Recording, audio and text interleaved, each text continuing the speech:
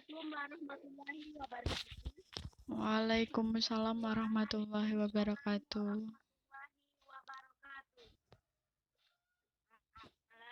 Perkenalkan, kami mahasiswa program studi Pendidikan Bahasa dan Sastra Indonesia di Palembang. Di sini kami dari kelompok 2 ingin menyelesaikan tugas dari Ibu Juwaidah Agustina, Magister Pendidikan dengan mata kuliah analisis kesalahan berbahasa. Di sini kami beranggotakan saya sendiri Siti Juria selaku moderator dan narasumber saudari Diana Ratnasari, Natalia, Lea Alkansira dan Siti Damayanti. Di sini kami akan memaparkan tentang pandemi COVID-19 yang terjadi beberapa waktu belakangan dengan narasumber pertama yaitu Natalia. Dipersilahkan untuk memaparkan materinya. Baiklah, terima kasih kepada saudara moderator telah memberikan kesempatan saya untuk membicarakan bagaimana keadaan di daerah saya selama penyerangan wabah COVID-19 ini. Apakah ada korban atau tidak? Di daerah saya belum banyak korban yang terjangkit COVID-19 maupun korban yang meninggal dunia, karena penyebarannya belum begitu luas di daerah saya. Tapi ada satu orang yang disebut ODP, orang dalam pemantauan. Orang ini datang dari Pekanbaru Riau. Beliau di sana sebagai mahasiswa di salah satu universitas Riau. Beliau datang ke sini langsung diperiksa oleh pihak Puskesmas atau sering disebut pihak kesehatan dan dinyatakan ODP. Maka beliau dikarantina selama 15 hari. Di dalam rumah tidak diperbolehkan berkeliaran di sekitar rumah. Apabila beliau melanggar akan dikenakan sanksi. Tapi sekarang beliau sudah dinyatakan tidak terjangkit COVID-19. Masyarakat di sekitar daerah kami sangat menerima peraturan yang diberikan pemerintah. Seperti tidak ada lagi fitnah-fitnah yang tersebar karena tidak ada lagi orang yang sedang berkumpul-kumpul menggosipkan orang lain dan menfitnahkan orang lain yang tidak bersalah. Ada lagi kalau mau keluar rumah ada yang ingin berkepentingan saja. Dan kalau keluar rumah selalu memakai masker untuk melindungi diri. Keadaan di daerah saya sekarang sudah normal. Sudah banyak orang yang bekerja, tapi bekerja di hutan seperti bertani dan menyadap karet. Tapi kalau yang bekerja di kantor masih diliburkan sementara waktu. Dan juga sekolah-sekolah masih diliburkan. Itu saja yang dapat saya bicarakan. Terima kasih telah mendengarkan saya. Saya kembalikan kepada moderator.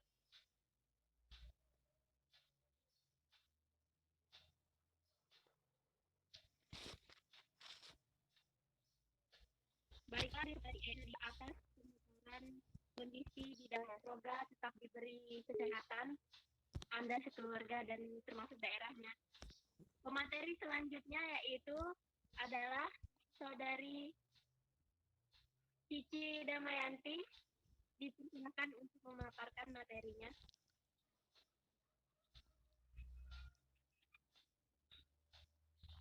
Baik, terima kasih kepada saudara moderator.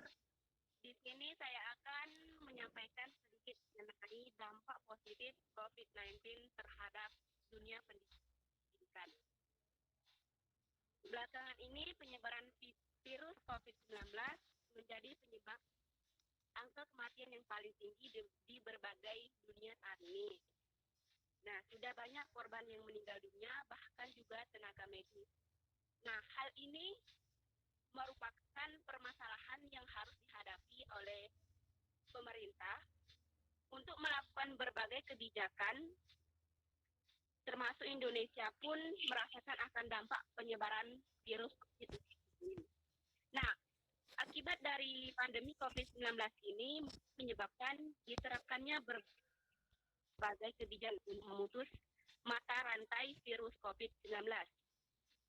Salah satunya yaitu upaya yang dilakukan adalah dengan menerapkan himbauan kepada masyarakat agar melakukan physical distancing, yaitu himbauan untuk menjaga jarak aman dan menghindari adanya pertemuan yang melibatkan banyak orang. Salah satunya seperti sekolah, pekerjaan di kantor, dan lain sebagainya. Nah, dengan adanya pembatasan interaksi ini, pemerintah mengharapkan seluruh siswa dapat melakukan kegiatan belajar mengajar di rumah menggunakan sistem jaringan internet atau biasa disebut dengan daring. Dengan menggunakan sistem pembelajaran secara daring ini, terkadang muncul berbagai masalah yang dihadapi oleh siswa dan guru. Kemudian guru mengganti dengan tugas lainnya. Hal tersebut menjadi keluhan bagi siswa karena adanya tugas yang diberikan oleh guru lebih banyak. Nah, dampak positif yang terjadi pada saat ini seperti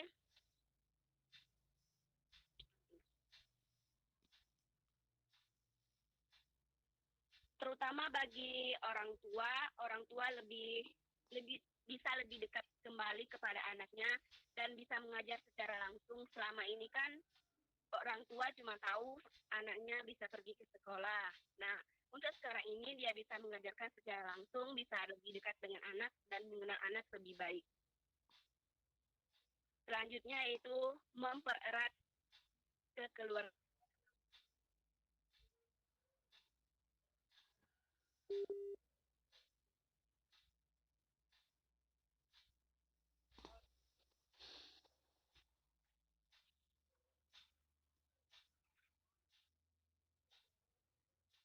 Sepertinya saudari Cici Damayanti terhalang koneksi. Jadi kita skip ke pemateri selanjutnya bagaimana? Apa tetap dilanjutkan?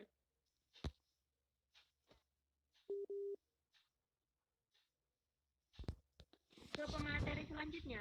Iya, skip.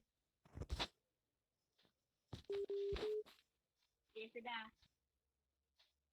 Selanjutnya yaitu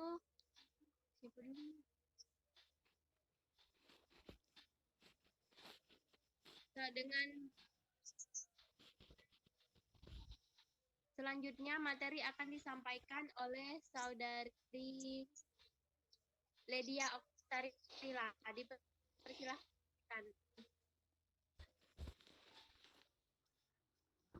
Tolong saudari Ledia, suaranya bisa lebih dikeraskan.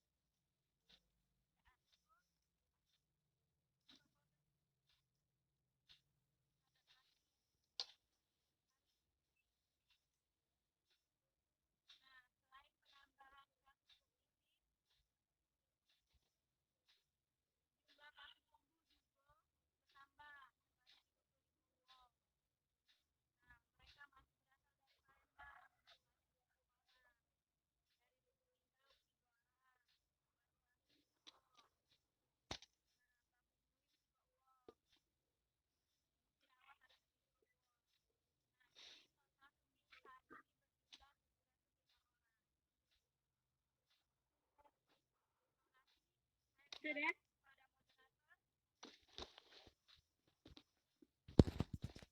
Terima kasih Saudari Ledia atas penyampaian laporannya. Ini materi selanjutnya akan melanjutkan materi Kiki Damayanti atau langsung ke narasumber selanjutnya? Tidak, langsung ke sesi tanya jawab aja. Apa mau ditambah materi? Terserah. Jadi baiklah, karena pemaparan materinya sudah dilakukan, selanjutnya adalah sesi tanya jawab. Bagi siapa yang ingin bertanya kepada saya juga boleh. Saya Tapi kalau nggak ada pertanyaan, Saya ingin mengajukan pertanyaan. Mohon izin, saudara moderator.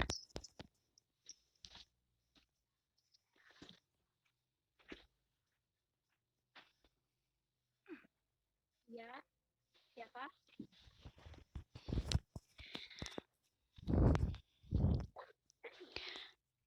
Baiklah, saudari moderator. Saya ingin mengajukan pertanyaan pada masing-masing narasumber. Yang pertama kepada Natalia, yang membahas mengenai dampak yang terjadi di daerahnya karena pengaruh COVID-19. Yang ingin saya tanyakan, bagaimana penanganan yang efektif yang seharusnya pemerintah lakukan demi mengurangi dampak-dampak negatif yang terjadi di daerah Anda. Meskipun di daerah Anda hampir tidak ada yang terjangkit. Apakah lebih baik itu dibiarkan? Apakah masih tetap dilakukan PSBB atau social distancing? Seperti itu. Bisa dipahami, Saudari EN? Silakan, Saudari EN. Ya, bisa dipahami. Langsung pertanyaannya apa? Dijawab satu-satu dulu. Dijawab langsung, banyak. Dijawab langsung. Jawab langsung. Baik, Pak. Dari pertanyaan Diana tadi, bagaimana penanganan efektif untuk mengurangi dampak di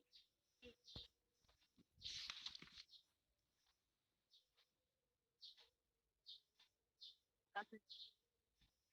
Nah, sebaiknya kita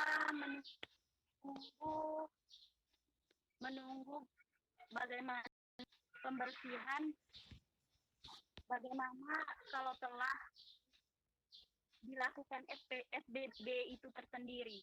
Sebaiknya itu dilakukan sampai akhir tahun ini, karena untuk lebih mengurangi dampak-dampak negatif tersebut.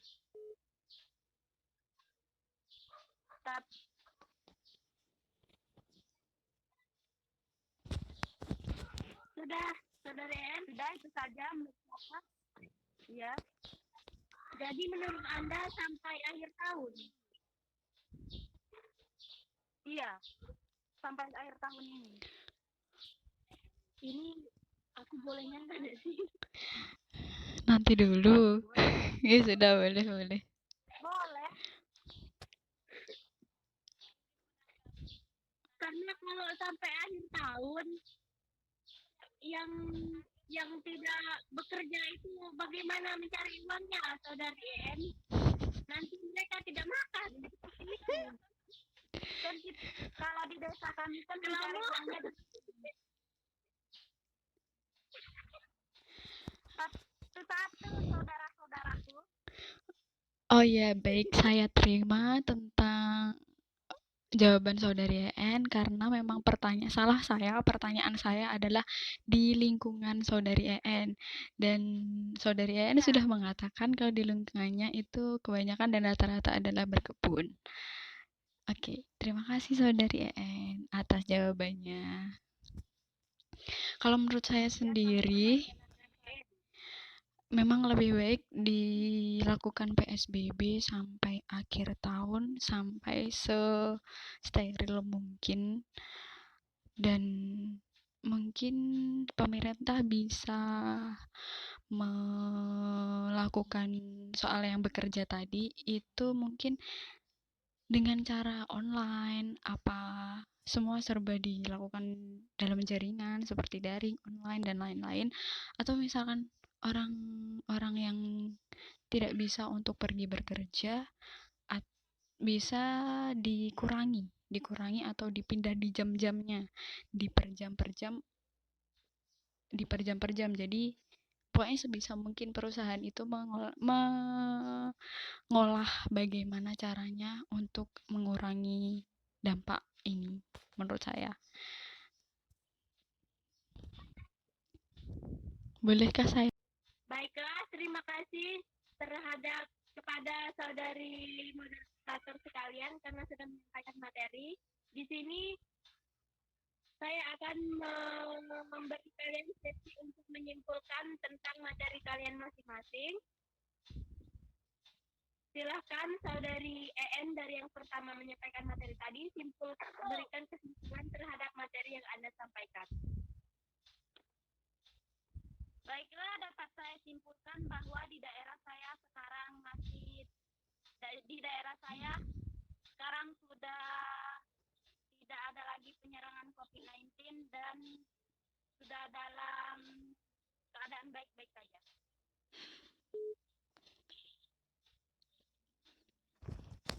Terima kasih. Hanya seperti itu, saudari EN? Iya. Sudah. Ya, sudah. Terima kasih kesimpulan dari saudari sekalian. Karena sudah melebihi batas waktu, jadi diskusi kita pada pertemuan kali ini ditutup. Semoga kita semua tetap diberi kesehatan dan urusannya dan bisa melakukan kegiatan normal seperti biasanya segera.